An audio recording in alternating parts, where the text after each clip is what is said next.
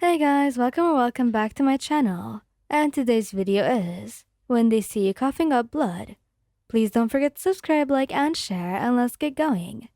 You were curled exactly where you belong, wedged between the two most important men in your life on the sofa. The shared apartment was quiet, save for the low rumble of the documentary Katsuki had allowed Kirishima to put on. You were resting your head on Ijiro's shoulder, his arm looped easily around your back, while Katsuki sat stiffly on your other side, his outer arm draped over the back of the couch, claiming territory. Being his usual self, you reach up, lazily tracing the line of his jaw with your thumb. Still tense, Katsuki? You murmur, your voice thick and warm. He grunts, a familiar sound that somehow manages to communicate both annoyance and profound contentment. Shut up. I'm waiting for that idiot explorer to get eaten by the giant squid. Ijiro chuckles, a deep rumbling sound in his chest. Come on, man. Have some faith. Besides, he shifts, leaning down to nuzzle the top of your head. We all know you'd never get caught by a giant squid, right, Sunshine? Damn straight. Katsuki coughs.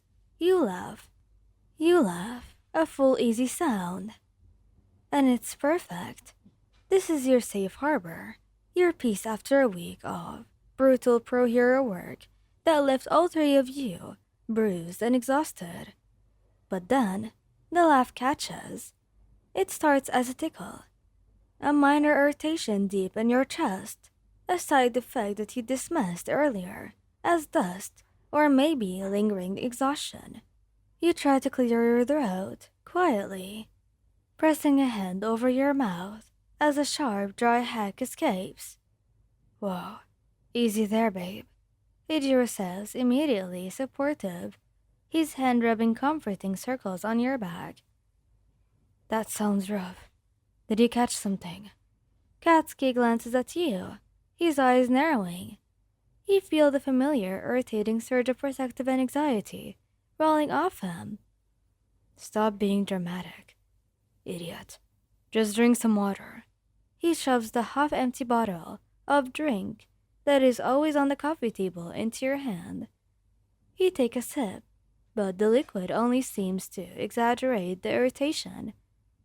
A deeper, harsher cough rips through you, one that hurts all the way down to your diaphragm. You turn your body away from the pristine white couch, leaning forward and hunching your shoulders. It's not dry anymore.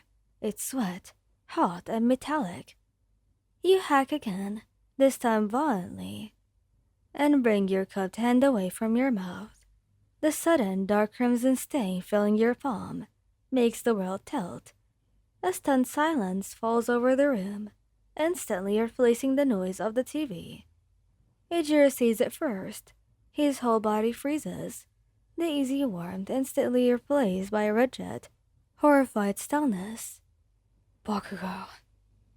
His voice was barely a whisper, a sound that you'd never heard him make, unsteady, stripped bare of all his usual strength. Bakugo, look. Bakugo's head snaps around. He doesn't move, but the temperature in the room seems to drop as his eyes, usually blazing with confidence or irritation, widen into pure terror. He focused on your hand, then on your face, which you know is pale and slick with sudden sweat. His fear manifests as a terrifying surge of new anger. What the hell is that?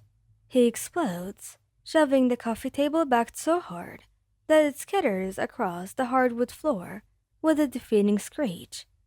He's on his knees in front of you instantly, his hands gripping your arms so tight that they'll probably leave bruises.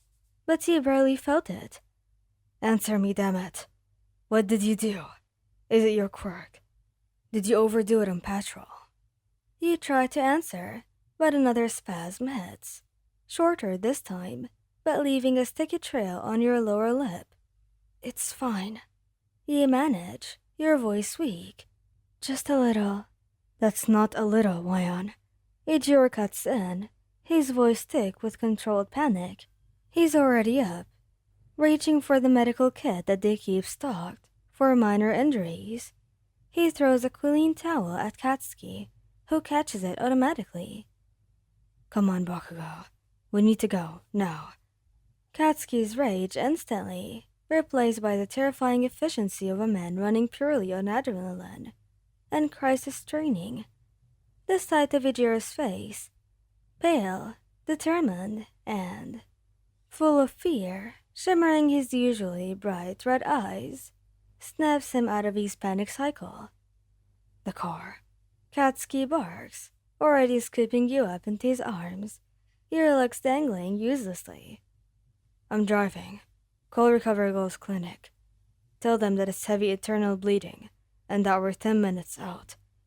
Ejiro scrambles for the phone and his own shoes. Got it. Hold on, honey. We've got you. The 10 minutes to the clinic was a blur of sirens and high-speed turns, but you feel oddly safe cradled in Katsuki's arms. He's usually rough, but this time, he's impossibly gentle. His lips pressing repeated kisses into your hairline. He's breathing hard, not from exertion, but from the raw, gripping fear. Stay awake. Don't close your eyes, Ryan. Please, we're almost there. Just hold on. Later on, the doctor, a brisk woman who had seen far too many work-related injuries in her career, finally gives the diagnosis after what feels like an eternity of tests. It wasn't a ruptured artery. It wasn't terminal. It's an old scar, she explains, pointing to an X-ray screen that shows a faint spiderweb of tissue damage near your left lung. When you strained yourself yesterday, laughing or coughing, whatever, the exertion caused a minor tear in the compromised tissue. You ruptured a capillary. It looks scary, but it's superficial. You need rest for the next 72 hours. No quirks and no training. Just sit on the couch or rest on the bed. Back in the apartment, Katsuki was a terror of efficiency, stripping the bed, replacing the sheets, and setting up an IV stand that the clinic sent with you for fluids. He doesn't ask if you want help. He just lifts you up and deposits you carefully under the covers. Ejiro returns moments later, faintly smelling of the outdoors. He's stitched off his hero hoodie and is wearing a soft old worn shirt. He hands you a warm mug of herbal tea, the kind he always makes when you're stressed.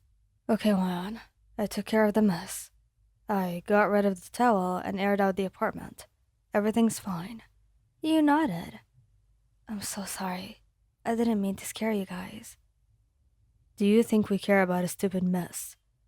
Don't you ever do that again. You scared the life out of us.